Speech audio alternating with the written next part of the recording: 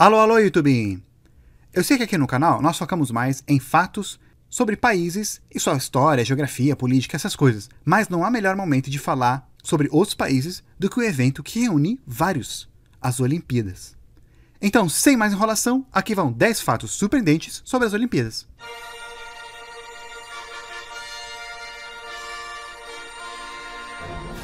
Número 1. História.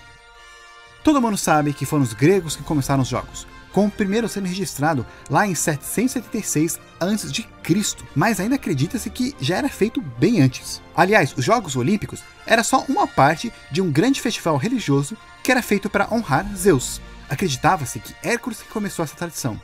Interessantemente, no início, tinha somente um jogo, uma pequena corrida de mais ou menos 176 metros, uma medida chamada stadion, em grego, daí que veio a palavra estádio. E com o tempo foram acrescentando mais esportes, e foi ficando mais popular.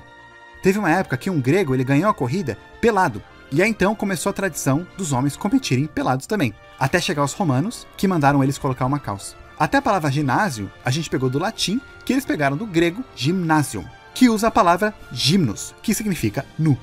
Os jogos eram tão importantes que muitos usavam ele como base para os seus calendários, que também era feito a cada 4 anos. Mas eles acabaram lá em 391 d.C., quando o Império Romano virou cristão.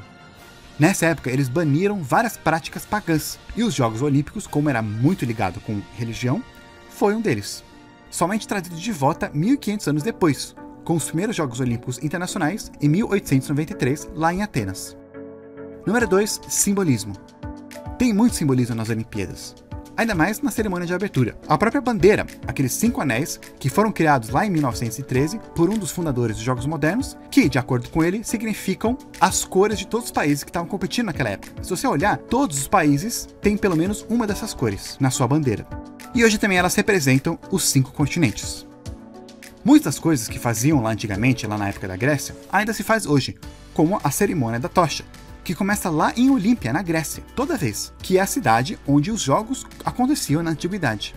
A tocha então é transportada até a cidade onde vai ser sediada os jogos, e no decorrer dos anos já teve muitas maneiras criativas e diferentes de transportar esse fogo, a pé, camelo, canoa, até debaixo d'água e por ondas de rádio e laser. O fogo ele representa a história de Prometeu, que roubou o fogo dos deuses e trouxe para a humanidade, e hoje ele serve como símbolo de vida e espírito competitivo.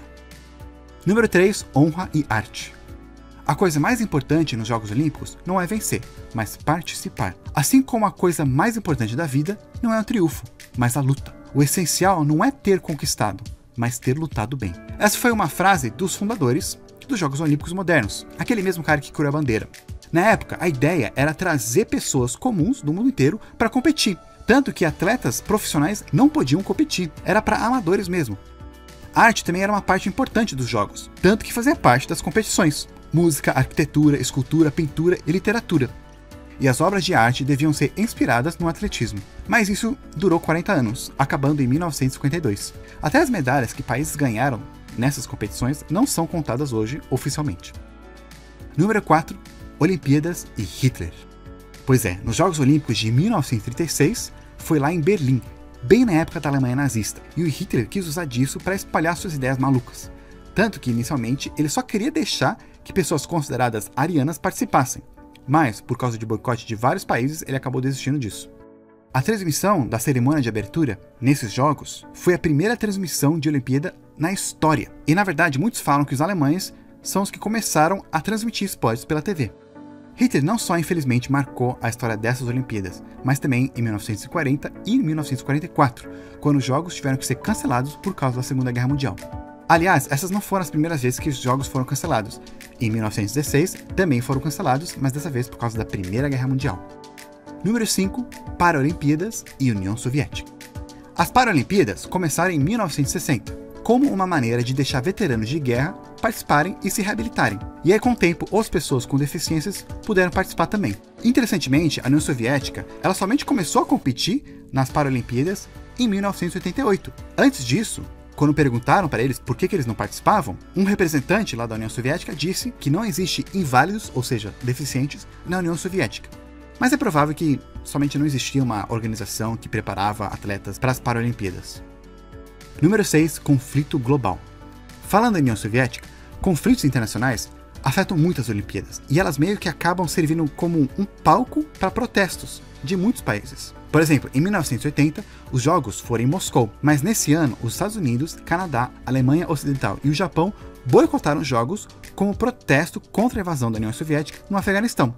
Na verdade, não foram os únicos não. Em torno de 60 outros países também boicotaram, mas não necessariamente pelos mesmos motivos. Por exemplo, a China boicotou porque o Comitê Olímpico Nacional colocou Taiwan como Taiwan e não como Taipei chinesa, que é o nome que usam até hoje nos Jogos Olímpicos. Eles até têm uma bandeira diferente. 4 anos mais tarde desses Jogos, foi a vez dos Estados Unidos, lá em 1984, quando a sede foi na Califórnia. Aí os soviéticos retaliaram, boicotando também, com 15 outros países. Também teve outros conflitos até mais trágicos, como por exemplo de 1972, quando a sede foi lá na Alemanha Ocidental. Terroristas palestinos, chamados Setembro Negro, sequestraram e mataram 11 treinadores israelenses, como protesto contra a prisão de 234 palestinos em prisões israelenses. Essa história de Palestina e Israel, a gente vai falar um pouquinho mais de detalhe na próxima semana, naquele vídeo sobre Israel. Então não se esquece de se inscrever e ligar a notificação para não perder esse próximo vídeo. Número 7. Drogas. Sempre que a gente fala de Jogos Olímpicos, escândalos de uso de drogas para ajudar atletas entra em debate também. Antigamente não tinha um controle, mas aí teve um ano, lá em 1960, que um treinador dinamarquês ele deu para toda a sua equipe de ciclista anfetamina, que, além de causar ondas de calor em vários atletas, causou a morte de um ciclista. Em 1968, então foi o primeiro ano que eles fizeram obrigatório o teste de drogas, e vários atletas que ganharam depois foram desqualificados por testarem positivo nesse exame. Na verdade, a primeira pessoa que testou positivo e foi desqualificado foi um sueco, que perdeu a medalha de bronze por causa do uso de álcool. Ele bebeu cerveja antes de competir, porque de acordo com ele ajudava a acalmar os nervos. Mas um dos casos mais famosos e bem recentes foi da equipe inteira russa de atletismo que testaram positivo e foram banidos das Olimpíadas no Rio de Janeiro em 2016. Na verdade, com isso, eles descobriram um esquema até apoiado pelo Ministério do Esporte lá da Rússia, que organizava e dava dopamina para vários atletas de várias modalidades. Por causa disso, a Rússia meio que foi banida do mundo dos esportes por 4 anos. Bem, não meio que banida. Nas Olimpíadas de Tóquio, eles estão participando, mas eles não podem usar a bandeira, não pode também usar o uniforme. Quando eles recebem medalha, não vai tocar o hino nacional, e até eles estão usando um outro nome lá, Comitê Olímpico da Rússia. E esse caso foi tão grande que até virou um documentário lá na Netflix. Número 8. Fatos bizarros. Várias coisas estranhas aconteceram durante as histórias das Olimpíadas, que até merecem seu próprio vídeo. Mas alguns deles incluem um homem que ganhou morto, lá antigamente em Atenas. Pois é, naquela época, os jogos de luta eram bem violentos, tipo um gladiador mesmo, e muitas vezes acabavam em morte, ou quando um deles desistia levantando o dedinho. Um lutador, ele acabou desistindo e perdeu a luta, só percebendo depois que o seu oponente tinha morrido. Indo um pouquinho mais para o futuro, no primeiro ano que mulheres podiam participar das Olimpíadas, lá em 1900, a primeira americana a ganhar uma medalha, na verdade nem sabia que tinha participado de uma Olimpíada. Ela estava lá em Paris e decidiu entrar em um torneio de golfe, ganhando o primeiro lugar. Mas naquela época, os jogos eles duraram 6 meses e era meio desorganizado. Então a Margaret, ela nunca soube que ela tinha participado e ganhado de uma Olimpíada. E ela, infelizmente, morreu sem saber que foi a primeira americana a ganhar ouro. Outro fato interessante, na maratona lá de 1904, também foi bem desorganizado. Durante a maratona, teve um americano que quase morreu de hemorragia, um africano do sul foi perseguido por cachorros, e um cubano, ele chegou lá pegando carona na rua porque ele perdeu todo o seu dinheiro em jogos, em apostas. Ele cortou as calças dele para parecer shorts de corrida, e durante a corrida ele roubou 2 pêssegos de um cara que não queria dar para ele, comeu maçãs estragadas, tirou um cochilo e mesmo assim chegou em 4º lugar. Número 9. Corrupção. Pois é, a corrupção não está só no Brasil não, ainda mais no mundo do esporte. No Comitê Olímpico Nacional já teve vários escândalos de corrupção, como por exemplo o de 1998, que o comitê foi acusado de suborno em forma de dinheiro, presente, gastos na viagem, gastos médicos e até bolsa de estudo para os filhos deles.